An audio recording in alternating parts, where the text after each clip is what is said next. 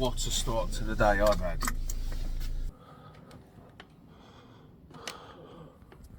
Oh yeah, there's a puddle under the boiler. There's a puddle under the boiler.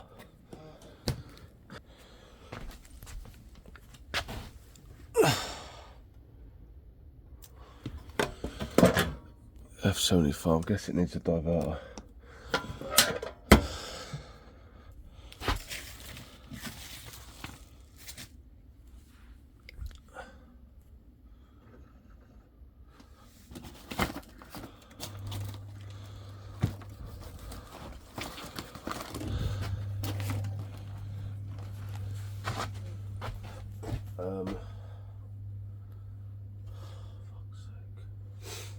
Let me go get a bucket.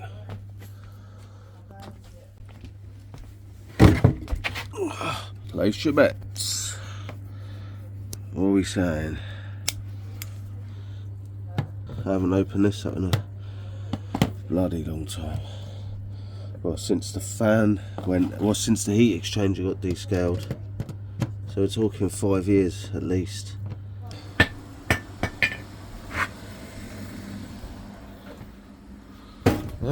Got the old broken knob. Yeah. Diverter.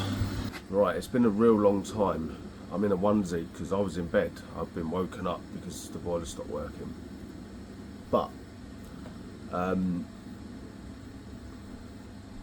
well, right. It's on and running for my family. They can all have a shower. It's a bucket under it to catch the water. And Derek from Baxi Combi sent me his new kit about 2.5 years ago.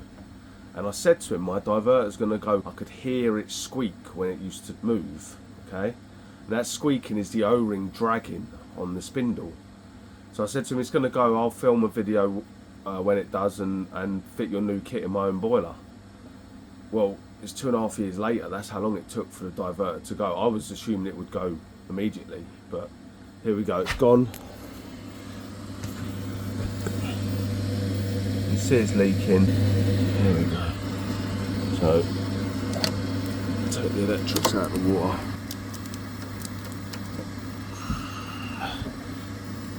Original pump, you know, the unreliable one.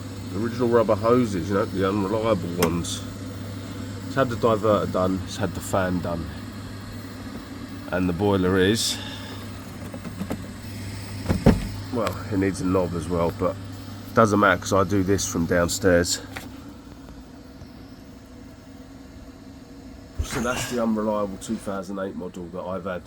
Fourth problem, I've had the diverter, the fan, the scaled heat exchanger, and now another diverter. And I'll give it a service because it hasn't been done in 11 years. I'm nice like that. Good boiler. So there's some work for me this afternoon because I've got work booked this morning, which you're going to come and do with me, and then we'll come back and do this. I was meant to be lying in today, fourth one getting up and having a shower, and I got woken up by my eldest, who said there was no hot water. So I went up in the loft and the boiler's leaking, as you see, but I've already got work booked in, so I'm going to go do that. I mean, forget that, there's no coffee in my house either, which is super annoying, and I knew it and I forgot to get it yesterday. So I made myself tea. Perfect. There's also no milk in the house. The kids have just used the last milk. One of them days, it's going to be one of them days, definitely. So I'm off to Essex now, to an oil boiler, domestic oil boiler as far as I know. And yeah, then we'll get back and get my boiler fixed. And I've got a cold. Okay, so this is the Baxi Combi kit that I was sent 2 years ago. I got no affiliation to this company or anything like that. They saw that I'd done a video on one of their other kits. I installed it in a customer's house. So this is a slight upgrade because on this one here, you get a seal on the end of it that you can change when your diverter valve leaks. And then every year when I don't service it, because it hasn't been serviced since 2013, I can fit one of these seals. So I'm going to fit this kit, service the boiler, and I will leave one of these seals in the boiler in case I don't live here anymore, so the next person has a seal for the boiler. Great idea, fantastic idea, and I mean costs nothing compared to a whole diverter valve. The bottom line is the amount of CO2 put into the atmosphere for the manufacturer of this compared to the manufacturer of an entire diverter valve, it must be masses of difference. This is how you save the planet. Not you, Les, you prick. There it is. Ooh. Fair old bit of water since this morning, gotta say. Oh, 0, bro. Oh, guess we got a dirty water pressure sensor. It'd be interesting if I turn this off and when I turn it back on it doesn't work, because then you see me fix another PCB. But yeah, let me get set up. I'm out of breath from lugging all the stuff up here. So what I'm going to do here, I'm going to install this bicombi valve. Every tool I use, I'm going to put to one side. I'm not going to put anything away. So at the end of the job, you can see every tool I use to do the job. Also, I do have a whole diverter valve in the van from domestic days. So I've been moving it around bloody vans for years, but I have a whole valve which I could have fitted. But like I say, I agree with the principles of trying to repair things because we're all so caught up on efficiency and saving the planet and all this stuff, but the way we're going to do that is to buy more stuff, is to make more things and sell more things to save the planet. Well, manufacturing isn't good for the planet, so I'm a great believer in fix it, keep things fixed. That van from 40 years ago, they're still chugging along the roads. Man, that thing is saving the world, or has been saving the world for at least 30 years. So, this madness, the way things are going for me is just crazy. I'm happy to get new build properties, and when you build them to the highest standard, but we're not even doing that. Heat pump ready with 10mm microbore ain't heat pump ready, so it's just nonsense. It drives me bananas. Everyone can comment and shame me, and I don't give a shit. So obviously boiler's still plenty full of water now because I topped it up so everyone could have a shower this morning. And then I always use an 8mm spanner. Raindrops are dripping on my phone. Little tiny bit of water going in there. Now my boiler's the top of the system. Okay, there's nothing higher than my boiler. So I don't really need to turn the isolation valves off here because nothing's going to come back on me. If this was downstairs in someone's kitchen, then I'd be turning off the isolation valves. I always open both all the way, and then my very next step, after I get that out, is to pump the expansion vessel. Do that on all jobs. So this is why I pump expansion vessels. All that water would have just come out. You can hear it going now out to hit this.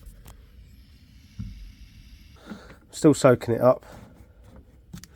I will grab the pin on the diverter and I'll wiggle it back and forth to get the boiler in both modes and hopefully get all the water out. Like my little light. I'm like that geezer, the gas expert now, lighting up stuff. Fancy. Alright, so I'll show you these cartridges now. So if you look at the cartridge, it has these wings that stick out. These are what hold it in place, okay? They're what lock it in. And you have to be aware of something. There is a hole in one side of it, okay? If you put this in the opposite way, so you can get it 180 degrees out. If you get it 180 degrees out, it won't work because the hole will face the wrong way. Now, it does have an arrow on this. So I don't know what that means. My guess is the arrow points up. Let me have a look at that. Yes, that's exactly what it'll be. The arrow points up. Clever. Simple and clever. So that's stopped draining now. So now we're going to use this little clamp. This is what you need for the brass ones. And it fits that way. As you can see them bits that stick out. They basically lock in to them bits there. And help you squash them down. So that clips on here. I have to pull this pin out. Don't know. So I pulled the clip out that holds the diverter into the pump, which slots into them slots down there. Okay, goes in there like that. Look.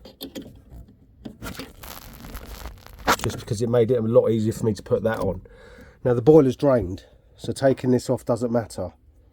Alright, I mean, to be fair, I've been to them where this is missing completely and they don't leak, because the screws that are on the diverter back there, yeah, that screw, and the one down here, the long one, that one, hold it on and make sure it doesn't move. And there's also a bracket that holds the pump on, so they stay pretty tightly held together anyway. Yeah, let's get this bit on now. I remember this being slightly awkward, but all you have to do is feed it around the whole diverter valve. Yeah, so that sits on there around the whole lot. That got it, okay. I'm doing this with one hand, remember, because I'm holding the phone with the other. Okay, so there it is. Through there. Quite easy. And get the nut on it and tighten it up, and that should then squeeze that down tight. Because this is a 837, the plate is much deeper than most other boilers. See how thick that plate is? That's made it quite awkward actually. There's barely any room there, you see that? Have to get that at the right angle. But I'm sure it'll work. Let's see. Alright, so I'll be honest, it's a little bit awkward with the plate there and the pump there, I must say, but it's on there, it's squeezing. What I did to help it along was I just got a pair of grips like that and gave it a little squeeze. So, and then I just nipped the nut up to tighten it. It was very easy. If you know about how sharp plates are, I could have ended up looking like I've been working on a Worcester. Magically haven't. Yeah, that tool goes in and then that turns, which then allows them pins that are holding it in to twist and go on the body of the diverter. Do you know what I mean? It twists and pushes them in and then you pull it out. Okay, but I'm going to mark it. Okay, so that marks the top, and what you should see is the hole. When we take it out, the hole's going to be on the left. All right, so then you put a screwdriver in there and you turn it. Okay, once it's turned, you'll see that we're now, yeah, I've now moved it over. That will now pull straight out. Because the tangs are lined up there and there now. That will pull straight out of there, and they give you a special tool for that as well, which is pretty cool. So in there, that goes in and hooks on there. Okay, so we're on that pin now. Will it come out? And how much water will there be? Oh, it came out. But yeah, so Combi have a kit that allows you to change the seal on the end here, which is a fantastic idea. Brilliant idea. So I've cleaned this and greased it. You shouldn't have to do that. I've only done that because I took it out the bag and it was rolling around. It fell on the floor here and there's bits of bird's nest and all sorts. You shouldn't. You should keep it in the bag until you need to slot it in. I just put a screwdriver in there and pushed them in a wee bit. They didn't really move. I think I was just being overcautious. So I just literally pushed them down like that. All right, so I can't get that back on that pin. Okay, I have to use this tool that they provide to pull that pin out. Okay, that is all the way out, that pin. But because this is all the way in, I cannot get it to slot on at all. Yeah, it's too short. So I need to get that out. All right, now I'm going to plug it in and turn the boiler on, but if you don't turn the boiler off quickly, this will come all the way out and then this thing goes in the bin. Okay, that's it. So I plug this in. And now I'm going to turn this spur on and I'm going to watch that. Ready?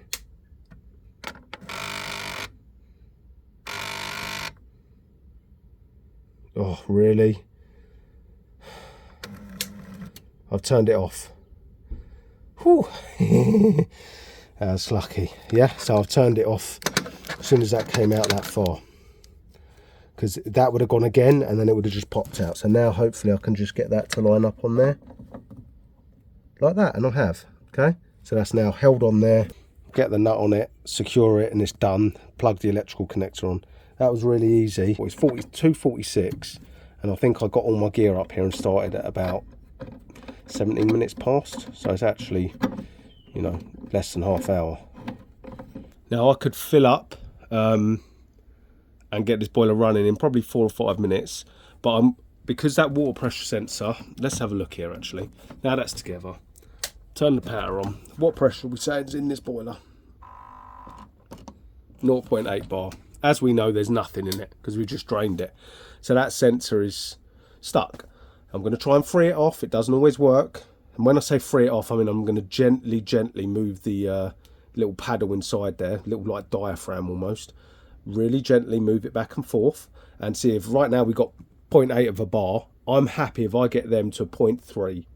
I'm happy that that's going to work and you're not going to get F75s because of it. So that's the next thing I'm going to do.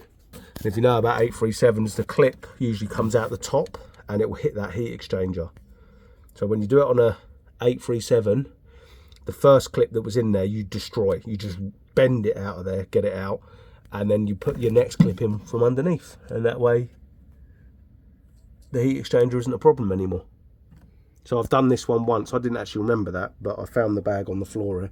So I've got the clip out, got the water pressure sensor out. Yeah, full of debris, does happen to them. So that may even have fixed it, to be honest. You can hear the thing moving inside. Can't usually hear that, but anyway, I'll get that.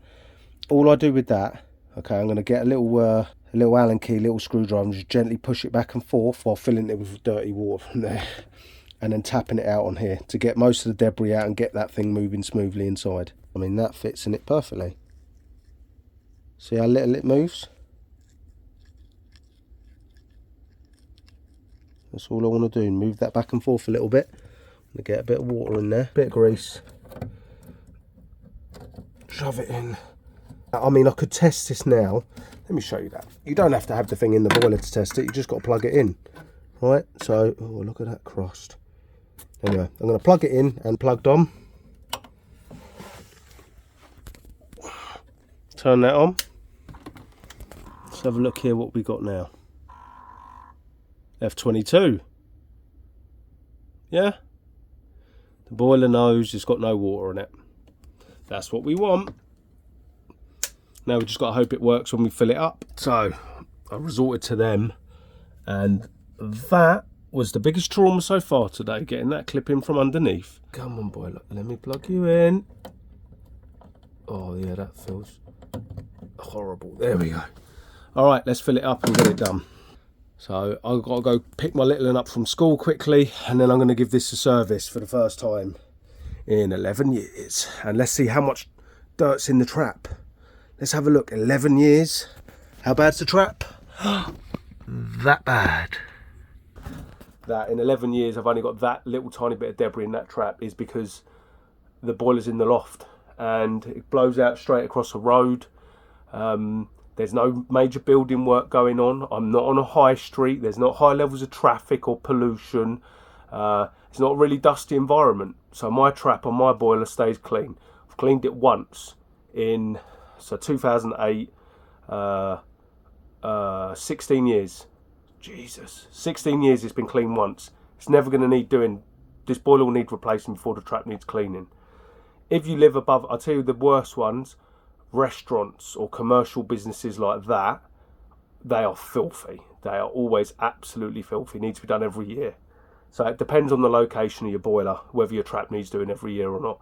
Right, I'm going to run off and pick up my little one from school, and then I'll come back and give this a service. But that valve can easily be done by an experienced gas engineer in, I want to say, half an hour. That's the first one I've done in years and years, and I probably could have done that in half hour. I'd say a novice, someone new to it, never really done it before, I'd do that in an hour and a half, maybe hour. That's just the valve. Remember, I've done the vessel, I've done the water pressure sensor. You know, I've done a few bits and pieces. I haven't just done the Combi kit. So I'll fill this up when I get back, and hopefully it holds water, and away we go.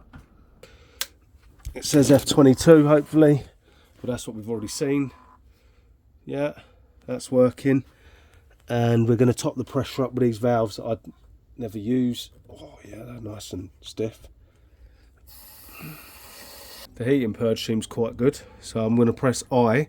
The diverter should move over. Once I press that button, it will then say SP for sanitary purge, and it will be doing the plate heat exchanger and the and the main heat exchanger. So I'm gonna get you to look in here at that. Hopefully, I'll press the button.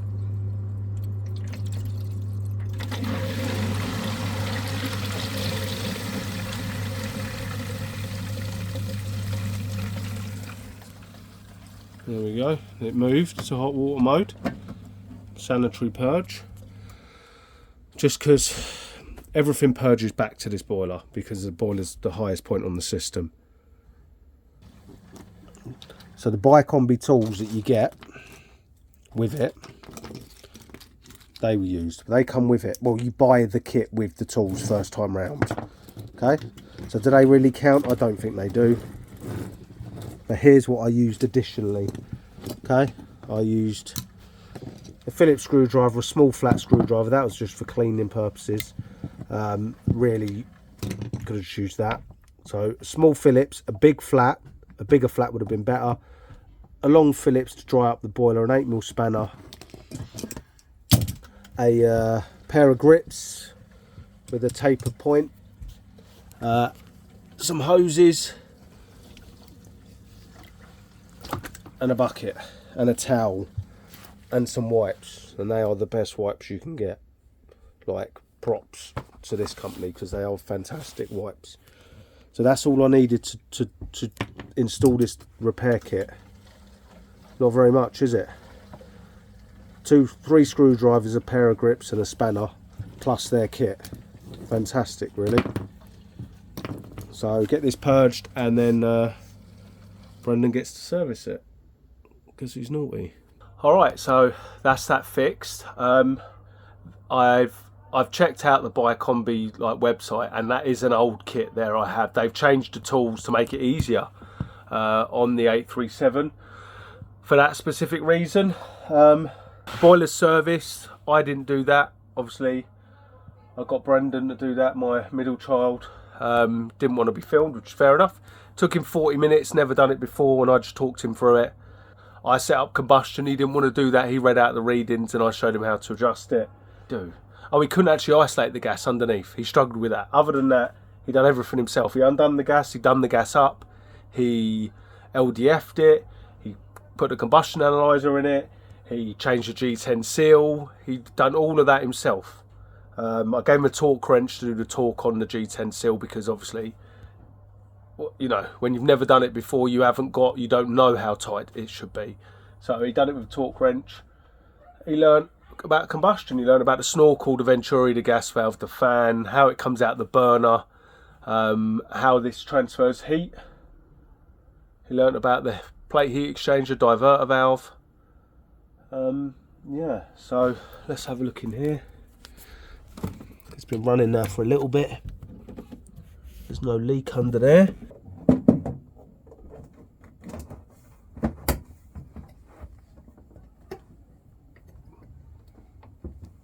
Last but not least, about there.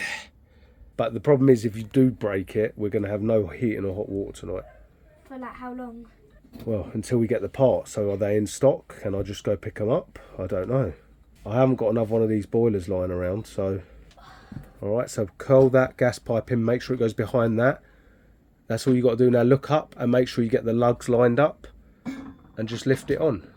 So this is what a boiler that hasn't been serviced in 11 years looks like inside. It's a little bit fluffy, and that is it. So that fluff is probably soot. I'll brush it out. Alright, and yeah, it's not bad. And then we're going to scrape this edge here, see there's a little bit of seal left on it, and we're going to take that seal out of there. That's the seal there. We're going to take that out of there. So I'll clean this up. I might just use the damp cloth to wipe that out. And then we'll brush this. This is the heat exchanger. These little ridges here are where the water run through. So the flame comes out of that bit, a round circle of flame blowing out of here, and the water runs through them pipes, and that's how it gets hot. Yeah, and then where does it go? Then it goes down that pipe there, and that's the pipe coming back from the heating system That's the pump, that silver thing.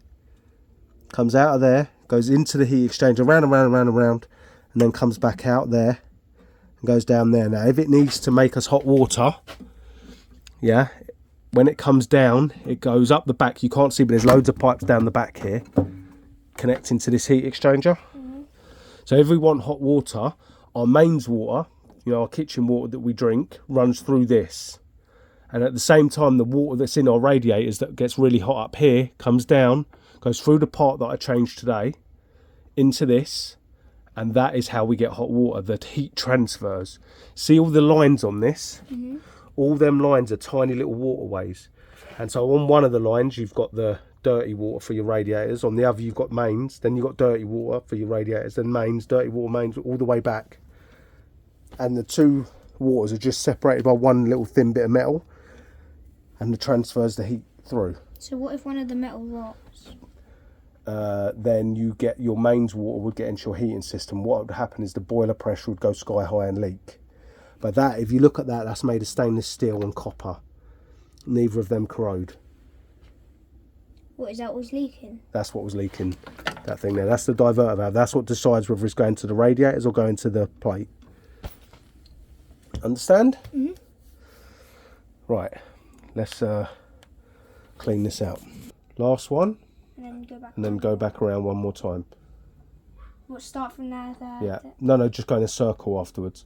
If you're doing big flanges, like commercial pipe work, you tighten them in 3 stages and then you do a circle. So if let's say you tighten to 100 Newton meters, yeah, you tighten to 30, then you tighten to 60, then you tighten to 100, then you do a circle. And if you find one loose on the circle, you have to do the circle one more time. So if you're going round and one is loose, you tighten that one, then you go finish that circle and you go back around again. Okay, so that's they've all clicked. Now go back to the first one. And then go there. Yeah, and go in a circle. But you may find that one will tighten a bit more now. Oh. Go on, did it click? There you go, now it clicked. But it tightened a bit more, didn't it? Yeah. Yeah.